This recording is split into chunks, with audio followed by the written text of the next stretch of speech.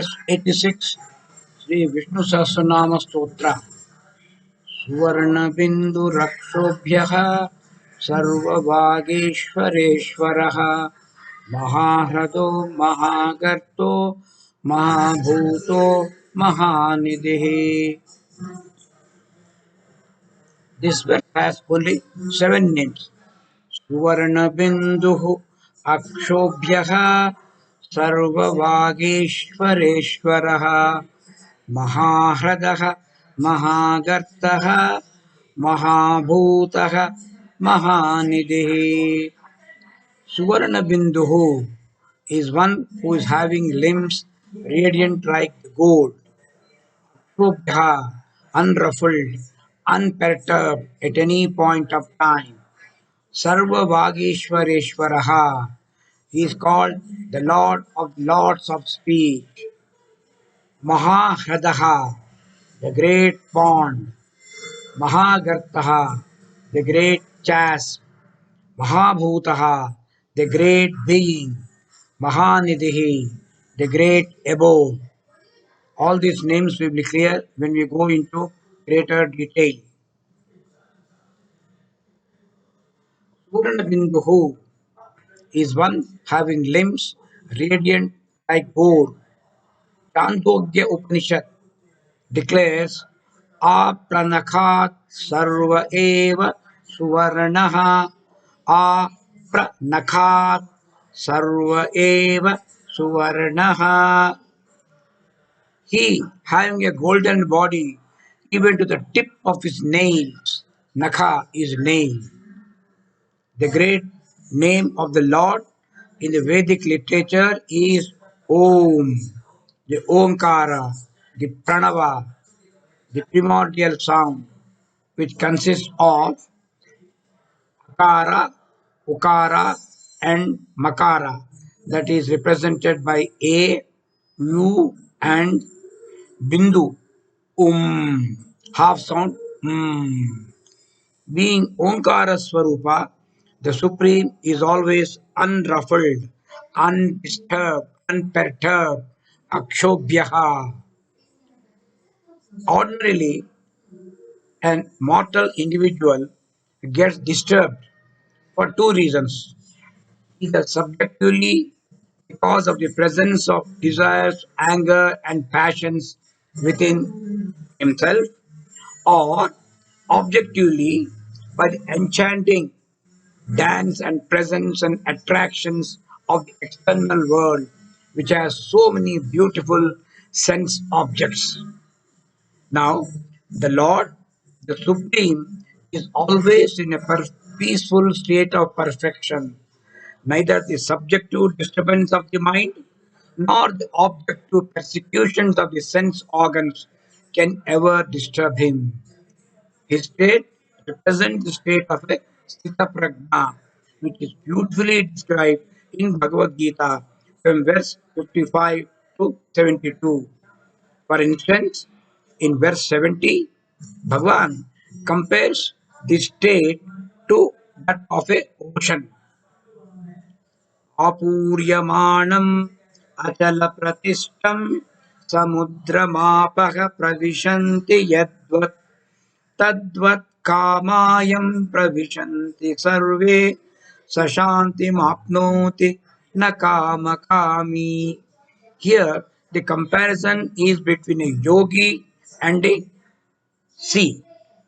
The sea or the great ocean, continuously a number of rivers keep on joining the ocean. Mighty rivers like Ganges or maybe Missouri, Mississippi, and these rivers continuously join the sun, pour their immense volumes of water into the ocean. But the ocean, or what we call sea level, is undisturbed. The sea is ever at peace. It is not disturbed because of the waters coming and joining it in whatever force it is. Similarly, the yogi's mind is compared to a peaceful, vast ocean. There, any number of desires may enter. It may enter from different directions. It may come very forcefully, but His peace of mind is not disturbed. It is disturbed only in the case of a desirer of objects, kamakami, not a yogi. Yogi is always shantim apnoti. He is in a peaceful state. As the streams of water entering the ocean, which is filled from all sides, it remains undisturbed. So also the objects of worldly enjoyment. These are not, they don't disturb the sage. He attains peace and happiness of realization. But not so, Bhagwan cautions us, not so a desirer of desires. Kama kami. Kama is desire. Kami is a desirer. Desirer of desires is called kama kami. Such a person is easily disturbed by external world,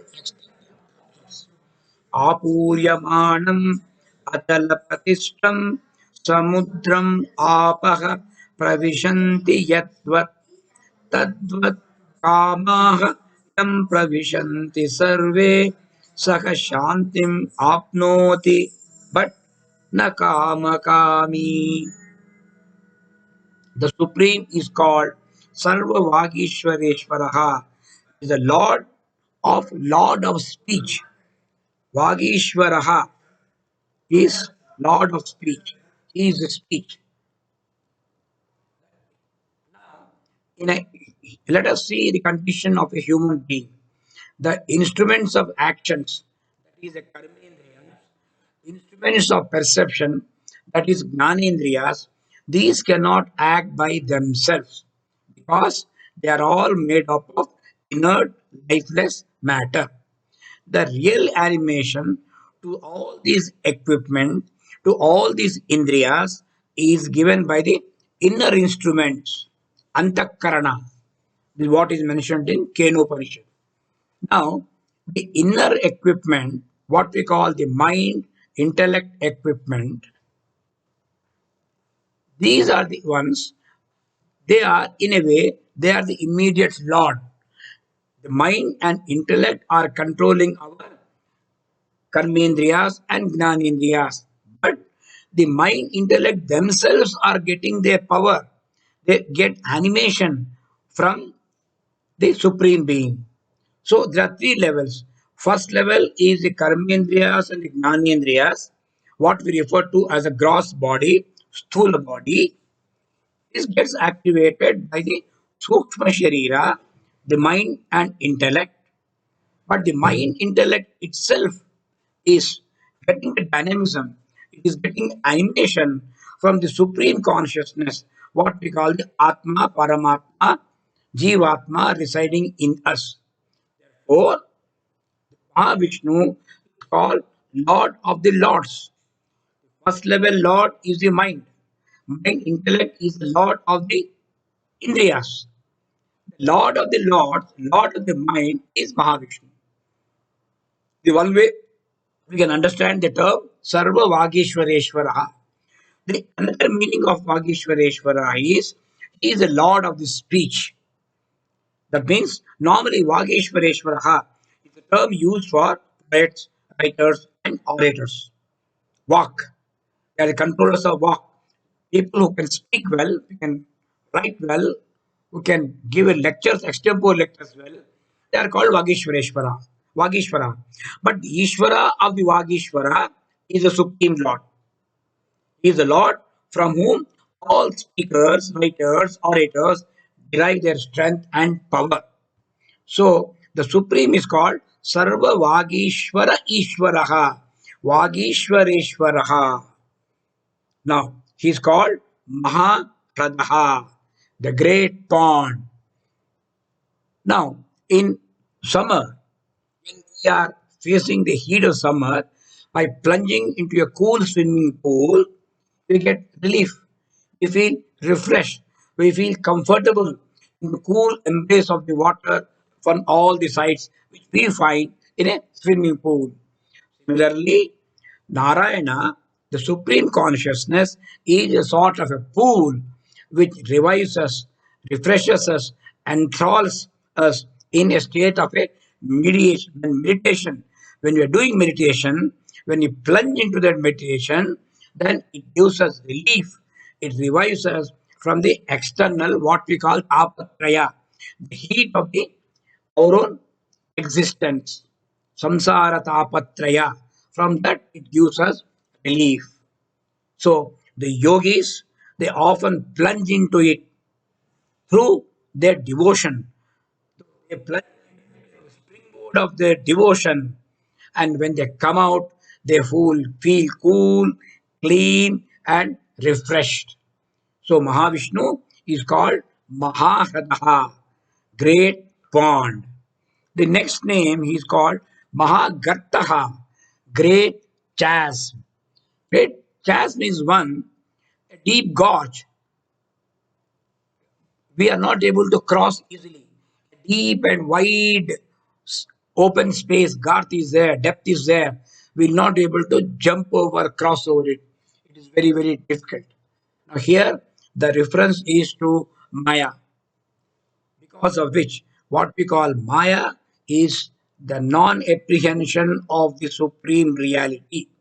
We and the supreme are one. The supreme being is in our own heart, but we are not able to apprehend the supreme. We think we are the body. We are not able to understand. We are different from the body. We are not able to apprehend this reality. So this is a non-apprehension. Because of this non-apprehension, it leads to a consequent misapprehension that I am the body. So basically, I am not able to apprehend that I am not different from the supreme. This is non-apprehension. Because it's non-apprehension, I think I'm the body. I misapprehend that I am the body. Now, this non-apprehension and consequent misapprehension is called Maya. This is called Lord's Maya. And Bhagavan Krishna himself says it is very difficult to cross over this Maya. He says, Daivi hi esha gunamayi mama maya duratyaya. This divine illusion of mind, made up of gunas, is difficult to cross over.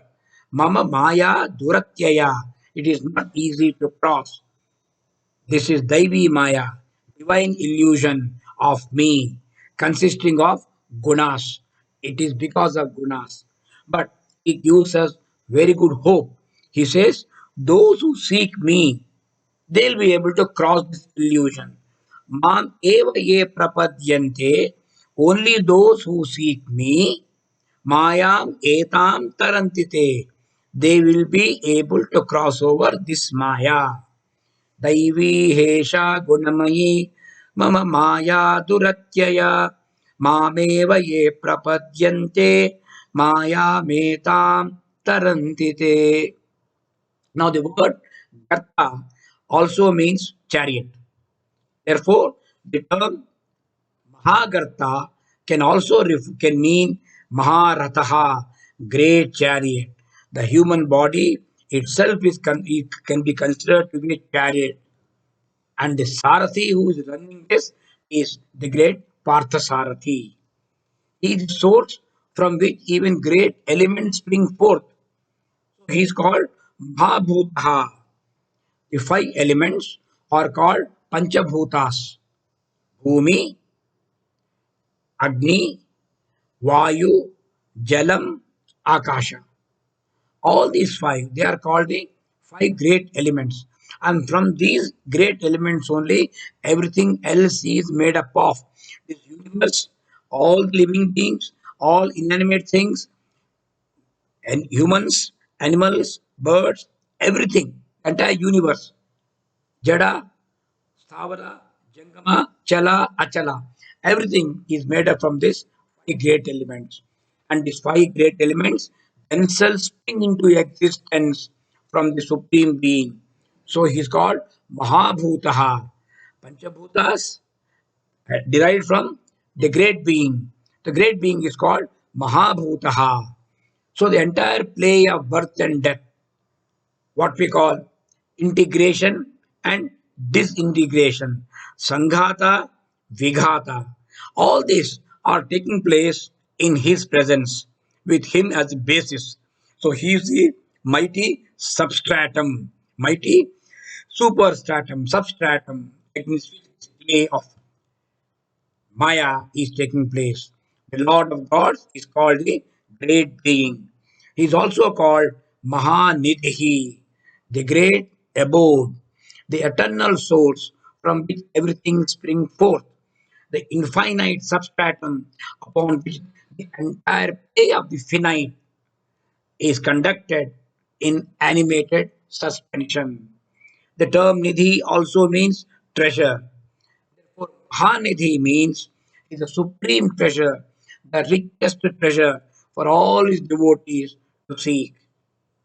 Lord Krishna in verse 20, chapter 12, that is Bhakti Yoga of Srimad Bhagavad Gita, says he is called Mahanidhi, the great treasure house, because he considers his devotees to be his real wealth.